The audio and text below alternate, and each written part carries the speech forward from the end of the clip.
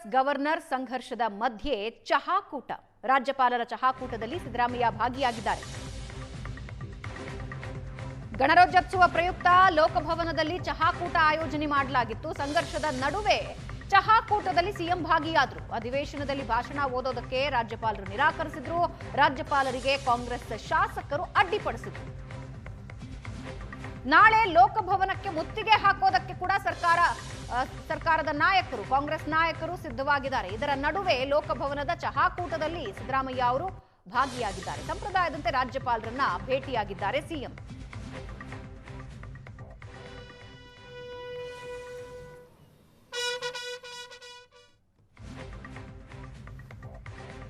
ರಾಜ್ಯಪಾಲರ ಜೊತೆ ಚಹಾಕೂಟಕ್ಕೆ ಸಿದ್ದರಾಮಯ್ಯ ಅವರು ಬರ್ತಾ ಇದ್ದ ದೃಶ್ಯ ನೀವು ನೋಡ್ತಾ ಇದ್ದೀರಿ. ರಾಜ್ಯಪಾಲರ ಚಹಾಕೂಟದಲ್ಲಿ ಸಿಎಂ ಸಿದ್ದರಾಮಯ್ಯ ಅವರು ಭಾಗಿಯಾಗಿದ್ದಾರೆ. ಕೆಲವೇ ದಿನಗಳ ಮುಂಚೆ ವಿಶೇಷ ಅಧಿವೇಶನದ ಸಂದರ್ಭದಲ್ಲಿ ಒಂದು ದೊಡ್ಡ ಹೈಡ್ರಾಮಾ ನಡೆದಿತ್ತು. ನಾಳೆ ಕೂಡ ಇದೆ. ನಾಳೆ ಫ್ರೀಡಂ ಪಾರ್ಕ್ನಿಂದ ಲೋಕಭವನಕ್ಕೆ ನಡಿಗೆ ಇದೆ, ಲೋಕಭವನ ಮುತ್ತಿಗೆ ಇದೆ. ಇದರ ನಡುವೆ ಚಹಾಕೂಟದಲ್ಲಿ ಭಾಗಿಯಾಗಿದ್ದಾರೆ.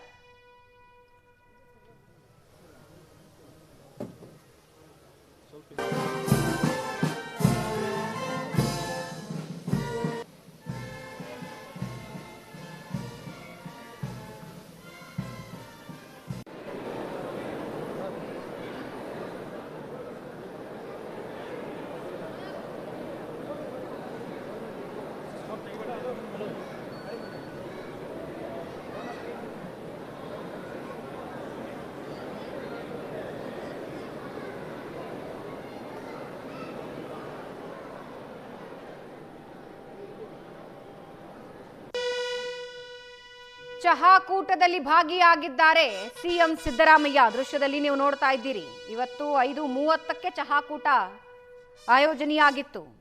ಸಂಪ್ರದಾಯದಂತೆ ಗಣರಾಜ್ಯೋತ್ಸವದ ದಿನ ಗಣ್ಯರ ಜೊತೆ ಒಂದು ಚಹಾಕೂಟ ಆಯೋಜನೆಯಾಗತ್ತೆ. ರಾಜ್ಯಪಾಲರ ಆಯೋಜನೆಯಲ್ಲಿ ಗಣ್ಯರು ಬಂದು ಅದರಲ್ಲಿ ಭಾಗಿಯಾಗ್ತಾರೆ. ಅದರಂತೆ ಸಿದ್ದರಾಮಯ್ಯ ಅವರು ಕೂಡ ಈ ಚಹಾಕೂಟದಲ್ಲಿ ಭಾಗಿಯಾಗಿದ್ದಾರೆ.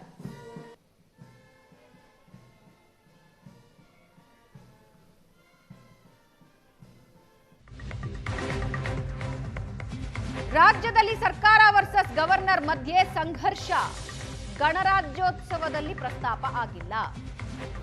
ಭಾಷಣದಲ್ಲಿ ನರೇಗಾ ವಿಚಾರ ರಾಜ್ಯಪಾಲರ ಭಾಷಣದಲ್ಲಿ ಪ್ರಸ್ತಾಪ ಆಗಲಿಲ್ಲ. ಕೇಂದ್ರದ ವಿರುದ್ಧದ ಟೀಕೆಗೆ ರಾಜ್ಯ ಸರ್ಕಾರ ಕೋಕ್ ಕೊಟ್ಟಿದೆ. ತನ್ನ ಅಭಿವೃದ್ಧಿ ವಿಚಾರಗಳೇನಿದೆಯೋ ಅದಕ್ಕೆ ಮಾತ್ರ ರಾಜ್ಯ ಸರ್ಕಾರ ಆದ್ಯತೆ ಕೊಟ್ಟಿದೆ. ಅನಗತ್ಯವಾಗಿ ಮತ್ತೊಂದು ವಿವಾದ ಆಗದೇ ಇರೋ ಹಾಗೆ ಸರ್ಕಾರ ಎಚ್ಚರಿಕೆ ವಹಿಸಿಕೊಂಡಿದೆ. ಗ್ಯಾರಂಟಿ ಯೋಜನೆ, ಸರ್ಕಾರದ ಅಭಿವೃದ್ಧಿ ಕಾರ್ಯಗಳನ್ನ ಆ ಭಾಷಣದಲ್ಲಿ ಉಲ್ಲೇಖ ಮಾಡಿದ್ದಾರೆ.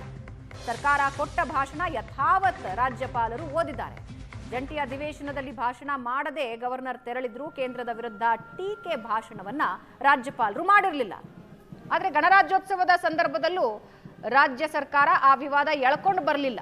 ತನ್ನ ಅಭಿವೃದ್ಧಿ ಕಾರ್ಯಗಳ ಬಗ್ಗೆ ಮಾತ್ರ ಭಾಷಣದಲ್ಲಿ ತಿಳಿಸಿದೆ. ಅದೇ ಭಾಷಣವನ್ನ ರಾಜ್ಯಪಾಲರು ಯಥಾವತ್ತಾಗಿ ಓದಿದ್ರು.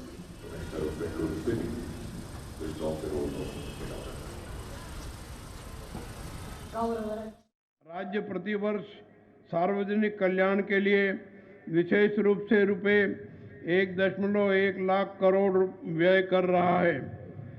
गारंटी योजनाओं के अंतर्गत अब तक रुपए 1.13 लाख करोड़ से अधिक की राशि वितरित की जा चुकी है। इसके परिणाम स्वरूप विभिन्न अध्ययनों से संकेत मिलता है कि ಗಣರಾಜ್ಯೋತ್ಸವ ಭಾಷಣದಲ್ಲಿ ಕೇಂದ್ರ ಸರ್ಕಾರ ಟಾರ್ಗೆಟ್. ಕೇಂದ್ರ ಸರ್ಕಾರದ ವಿರುದ್ಧ ಸಚಿವ ಪ್ರಿಯಾಂಕ್ ಖರ್ಗೆ ವಾಗ್ದಾಳಿ ನಡೆಸಿದ್ರು. ನರೇಗಾ ಯೋಜನೆ ಬದಲಿಸಿದ್ದರಿಂದ ಕಾರ್ಮಿಕರಿಗೆ ಅದರಿಂದ ತೊಂದರೆ.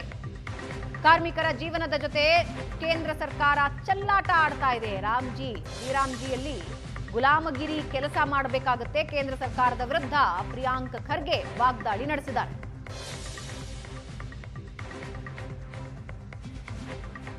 ಕೇಂದ್ರ ಸರ್ಕಾರವು ಮಹಾತ್ಮ ಗಾಂಧಿಯವರ ಹೆಸರಿನಲ್ಲಿರುವಂಥ ಒಂದು ಬೃಹತ್ ಯೋಜನೆ, ಸಾಮಾಜಿಕ ಭದ್ರತೆ ಕೊಡುವಂಥ ಯೋಜನೆಯನ್ನು ಇವತ್ತು ರದ್ದು ಮಾಡಿ ವಿಕಸಿತ್ ಭಾರತ್ ಗ್ರಾಮ್ ಜಿ ಪ್ರೋಗ್ರಾಮನ್ನು ತಂದಿದ್ದಾರೆ. ಇದರಿಂದ ಕೇಂದ್ರ ಸರ್ಕಾರ ಪಂಚಾಯತಿನ ಅಧಿಕಾರ ಹಾಗೂ ಗ್ರಾಮೀಣ ಮಟ್ಟದ ಕಾರ್ಮಿಕರ ಜೀವನದ ಜೊತೆ ಚೆಲ್ಲಾಟ ಆಡ್ತಾ ಇದೆ ಅಂತ ನನ್ನ ಅಭಿಪ್ರಾಯ ಆಗಿದೆ. ವಿಬಿ ಗ್ರಾಮ್ಜಿ ಕಾಯ್ದೆ ಅಡಿಯಲ್ಲಿ ನಮ್ಮ ಗ್ರಾಮೀಣ ಕಾರ್ಮಿಕರು ಉದ್ಯೋಗದ ಹಕ್ಕನ್ನು ಕಳೆದುಕೊಳ್ಳುತ್ತಾರೆ. ಈ ಹೊಸ ಕಾಯ್ದೆಯಿಂದ ಕಾರ್ಮಿಕರು ತಮ್ಮ ಘನತೆಯನ್ನು ತ್ಯಾಗ ಮಾಡಿ ಇವತ್ತು ಗುತ್ತೇದಾರಗಳ ಗುಲಾಮರಾಗಿ ಕೆಲಸ ಮಾಡಬೇಕಾಗುತ್ತೆ. ಈ ಕಾಯ್ದೆಯಿಂದ ಪಂಚಾಯತ್ಗಳ ಅಧಿಕಾರಗಳನ್ನು ಕೂಡ ಕಡಿವಾಣ ಹಾಕ್ತಾ ಇದ್ದಾರೆ. ಏನು ಮನ್ರೇಗಾ ಕಾಯ್ದೆಯನ್ನ ಕೇಂದ್ರ ಸರ್ಕಾರ ತಳ್ಳಿ ಹಾಕಿ ಒಂದು ಹೊಸ ಕಾಯ್ದೆ ತಂದಿದೆ. ಇದರಿಂದ ನಮ್ಮ ಒಕ್ಕೂಟದ ವ್ಯವಸ್ಥೆಗೆ ಬಹಳ ದೊಡ್ಡ ಧಕ್ಕೆ ಆಗಿದೆ ಅಂತ ಬಹಳ ನೋವಿನಿಂದ ಈ ಮಾತನ್ನ ನಾನು ಹೇಳ್ತಾ ಇದ್ದೀನಿ. ಬಹಳ ದೊಡ್ಡ ಪ್ರಮಾಣದಲ್ಲಿ ಬಡವರಿಗೆ ಅದನ್ನ ಹಕ್ಕನ್ನು ಕೊಡಿಸಿತ್ತು. ಆದರೆ ಕೇಂದ್ರ ಸರ್ಕಾರ ಅದನ್ನು ತೆಗೆದು ಹಾಕಿ ಒಂದು ಹೊಸ ಕಾಯ್ದೆಯನ್ನು ತಂದಿದೆ. ಇದರಿಂದ ಇವತ್ತು ಉದ್ಯೋಗ ಖಾತ್ರಿ ಕಾನೂನಿಗೆ ಕೊಡ್ಲಿ ಪೆಟ್ಟನ್ನು ಕೊಡ್ತಕ್ಕಂಥ ಕೆಲಸ ಮಾಡಿದೆ.